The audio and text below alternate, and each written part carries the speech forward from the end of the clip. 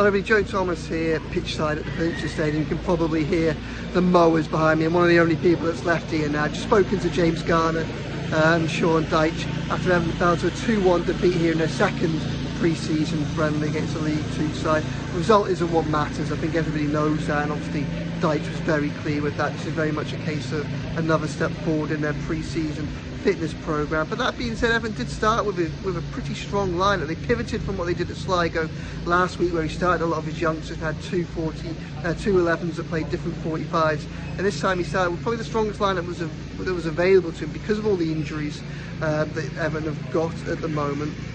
They played out a relatively tame first half, like I say, probably about fitness more than anything, but neither side really tested the opposition goalkeeper during that opening 45 minutes. Calvert-Lewin had the best chance for Everton, put it just wide of the side netting when he perhaps would have hoped to have done better. A couple of ex-Blues in the Salford lineup, including Conor McAleny. I thought he relished the occasion and played pretty well in that first half. Second half, Dyche made a couple of changes initially.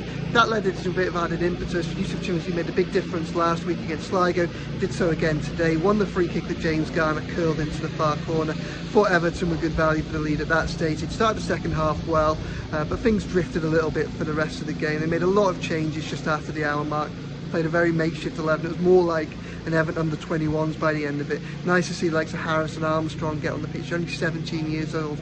Saw Steve Stone have a little quiet word of him in a corner just before he came on, and then he had the likes of Jensen Metcalf, Roman Dixon, Francis Okoronkwo and others also on the pitch. Probably because of that, Everton conceded a little bit of momentum. Salford scored 2 late goals to get the win. Like I say, that result doesn't really matter, but I think probably one thing that we can take from today is just that little centre-back situation. Whilst we were at the game, the news emerged that Everton has stepped up their pursuit of Jake O'Brien from Lyon, and I think that makes sense if you look at it today. Tarkowski was here, but he wasn't involved in the squad because of his injury. Brantwaite's still injured as well. That left 2 centre-back partnerships to play today. Holgate and Keane first, and then Onyango and Welch. Let's be honest, of that group, probably Dyche only really trusts Michael Keane, I think, and for that reason we can see why Everton have pivoted to the defence.